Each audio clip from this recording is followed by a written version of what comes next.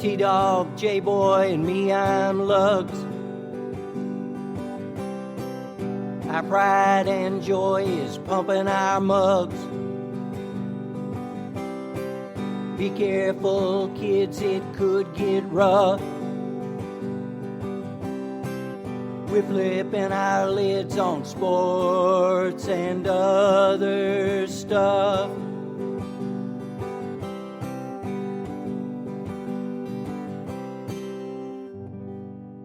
Welcome to Sport Weasel Central. I'm Lugs. I'm T-Dog. And I'm J-Boy, and we welcome you to this edition of Sports and Other Stuff.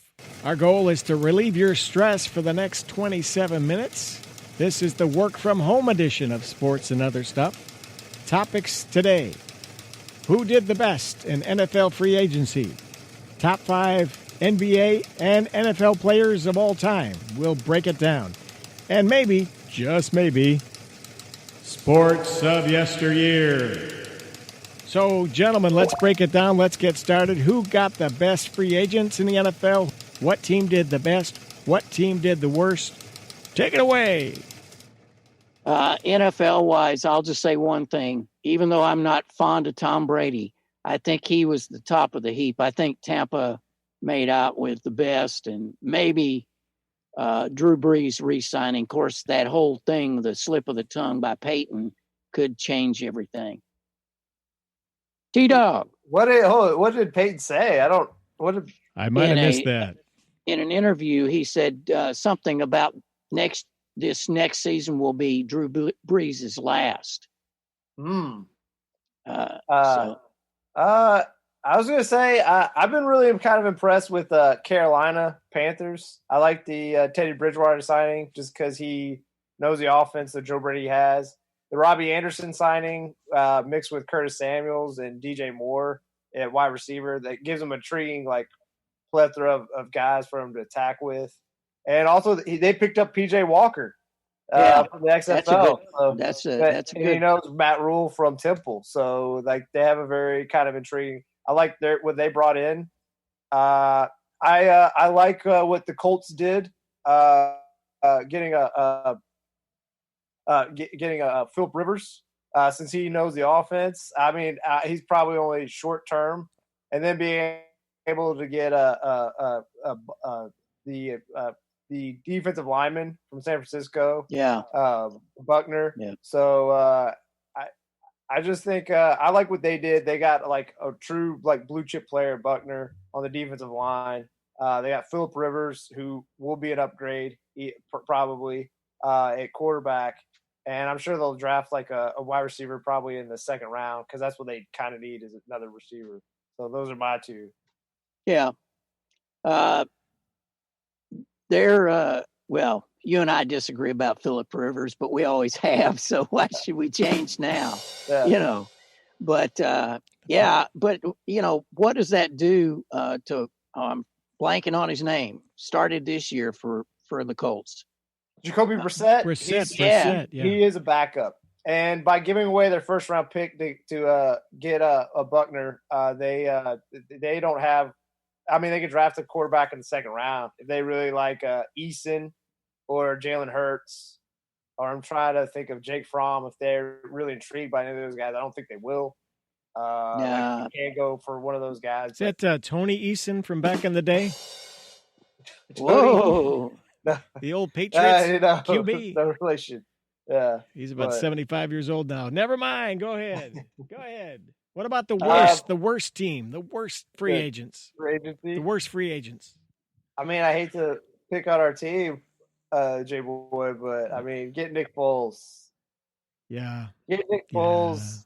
Yeah. The Jimmy Graham signing. Jimmy Graham. I mean, why would you waste your money? Jimmy Graham crackers, they're calling that one, man. What did he get? He get like $1 million per receiving yard last year? I mean, that was about it, right? What did he catch? What did he catch? 15 passes? Well, what I find intriguing is they could have got they could have looked into possibly trading for David Njoku because they just brought on Austin Cooper to Cleveland Browns. David Njoku is a fairly young tight end. Why don't you try to kick around, see if you can get David Njoku, who's still fairly young, fairly talented. I think he mainly just had a problem with the coaching staff. Maybe take a shot on him, try to get young blood. I don't know. Let's go for some wild-ass predictions. Wild-ass predictions. All right, I'm just throwing this in because we're talking NFL. Yeah. Cam Newton to New England. No. I'm thinking Jameis Winston to New England. See, a fresh start. Break them down, start them up. Jameis Winston's who I'm saying there. Now, see, I don't know. Those are both short-term guys. So if I were going to go for either one, I believe I'd go for Cam. From what I've heard, I'll agree with these ideas. I like Cam Newton with San Diego. And I like Jameis Winston in Pittsburgh because at this point, if you're trusting Ben Roethlisberger to stay healthy, at this point, I'd rather. And we already saw our boy Duck Hodges, and we saw Mason Rudolph. They're no good. Just give Jameis Winston anybody to throw 30 interceptions. At least he can actually kind of play the game. Those other guys are just broke. He's part of that famous law firm, Duck, Dodge, and Hyatt, isn't he? Yeah. I think you're right. Pittsburgh could be a good place for him. For Jameis. I still think Jameis can be saved. I think. Save me. Hey, he can only be saved at the Baptist church, my friend. Football's done. Well, I'll put it this way. As loved as this guy is, and I'm not saying I don't enjoy his personality, I think Arians was the wrong coach to truly unleash Jameis. I think he plays into the worst tendencies of Jameis. So I think there still is a coach who can maybe turn him around. See, I think the only coach that really could turn him around is Sean Payton. New Orleans should get him. Well, the intriguing thing is this. My wild ass prediction is the Saints will draft. Go ahead. You have a chance. The Saints will draft a quarterback in the first round. I think he's not. They wanted to draft Patrick Mahomes, and this guy's been compared to him. If he's available in their slot, they will take Jordan Love with their first round draft pick. Jordan Love. Okay. Yeah. Love is in the air, baby. Yep. Well, okay. All right, can I bring something up about this new NFL wild card situation? So 3 games on the Saturday, January 9th, 3 games on the Sunday, and they'll be on CBS All Access, and younger audiences will get a version of the game on Nickelodeon. What do you think of that? I just read that today. Nickelodeon with football. What are they going to throw slime? Change the games? Are they going to have SpongeBob be a color commentator? Well, SpongeBob could be a cheerleader for sure. Okay. But, that'd be interesting. You know, I think what they should do is just have some little Pop Warner football players playing on Nickelodeon. Yeah, I mean, seriously. Pay them in jelly beans. But this is going to happen this year. When we have a year, you'll have that new playoff. You won't have the 17-game schedule yet, but you'll have the new playoff structure in place January of 2021. I mean, that's amazing, really. Well, I'm going to move along here, folks. Moving right along? Yeah, go ahead. Moving right along. Yeah. My top 5 NBA players of all time. Top 5 NBA players of all time. Okay, here we go. At number 5, this Mr. Celtic himself, Larry Bird. Okay. Number 4, the Magic Man, Magic Johnson. Sticking with the Lakers, number 3, I'm going with Kareem Abdul-Jabbar. Okay. And number 2, I hate to do it to my boy, but Michael Jordan only ranks number 2 with me. What? Whoa. And hey, Bill Russell is the best player of all time. I base mine on championships. Shut up about your dunks, your 3-point shots. Bringing home the medal is all that matters. So I'm going with Bill Russell. He did 10 championships, and a couple of them, I think he was coaching from the bench and playing. He was. He was a coach. So there you are. That's my Bird, that's my Magic, Lou Alcindor, Michael Jordan, and William Bill Russell. Russ. Yeah. T-Dog. That's a good list. That's a great list. I love it. I'm not going to really even dispute it. because again, Bill Russell, everyone's like, oh well, he just went to the Celtics. They had a lot of great players. He played for the University of San Francisco. Correct. He won 2 titles with them. Correct. I'm pretty sure he won 2. Yeah. Well, in his first, I saw some stat about he won championships every time he went out, just about from the time he was in college until he called it at the end of that last championship. He walked away. Peach baskets, though. Peach baskets, man. Come on. Well, all right. Yeah. I got a list. You ready? Not in any particular order. Kareem Abdul-Jabbar. Is that number 5? No, not in any order. Wilt Chamberlain. Come on, the man scored 100 points in a game. Yeah. LeBron James kind of changed the game, changed the position. I would put it on my list. He was number 6.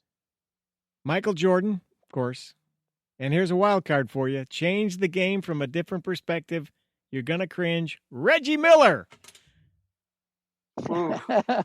That's a bold take. That's a bold take. Top 5. Reggie Miller. Well, he's the skinniest guy that ever suited up and could hit a nice 3. He had good form. He could hit a heck of a 3. All I could say. I love Reggie Miller. But all I can say about Reggie is the fact that he would always hacked off. What's our guy, the film director, Spike Lee. Oh, Spike Lee, yeah. They always screamed at each other on the sidelines. That was about his highlight. Well, and the only other thing is Cheryl Miller, his sister, is actually a better player, so he's the second best player in his own family. So I think he even confirms that. That's definitely true. It's true. I mean, HBO had the documentary, the Women of Sparta. Okay, scrub Reggie Miller. Let's put in Spud Webb. Okay, next, T-Dog, take it away. Well, I was a little off on this, so I did NFL. So these are the top 5. Top 5 NFL. Wait, top 5 NFL players of all time. And obviously, you could spit at me if I didn't pick someone or who you think should be the top one. I'll start with Jerry Rice. Probably has the best resume. 13 Pro Bowls, 10 All Pros. Had 14 seasons with 1,000 yards receiving. And listen to the disparity between him and the second guy. So in terms of touchdown receptions, he has 197 touchdowns. The second most is Randy Moss with 156. Right. Yeah.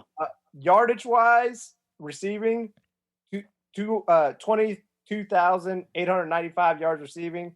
Second is Larry Fitzgerald with 17,083. So you're talking about a 5,000-yard disparity with a guy who's pretty much done in Larry Fitzgerald. Good point. So that's the first one. Again, I'll probably go by the people that would just like the best. Reggie White. Oh, yeah. Minister of Defense. Yeah, absolutely. 13-time Pro Bowler, 8 All-Pros, had double-digit sacks 12 seasons. I mean... Can't argue with that. Yeah, and his club move was so dominant that no one could stop it. Deion Sanders, 8 Pro Bowls, 6-time All-Pro, had 9 defensive touchdowns, had 9 kick return touchdowns, had 4 rushing receiving touchdowns, had 68 takeaways overall, 10 forced fumbles. Probably the best cover corner ever. So Deion's your number 3. So you got Jerry Rice, Reggie White, Deion Sanders so far. Yeah, no particular order. But Walter Payton, 9-time Pro Bowler, 5-time All-Pro, Offensive Player of the Year and MVP in 77, broke Jim Brown's record, had 10,000 yards rushing seasons. Easily probably the most beloved Chicago Bear. Would you agree? J-Boy? Sweetness. Yeah, except for maybe Brian Piccolo. Oh, okay. Yeah, that's true. Okay, keep going. Keep and going. Then Just last kidding. one, Joe Montana, 8 Pro Bowls, 3 All-Pros, 4 Super Bowls, no picks, led one of the most clutch drives in 88. So West Coast offense. Yeah. Yeah, well, he had Jerry Rice.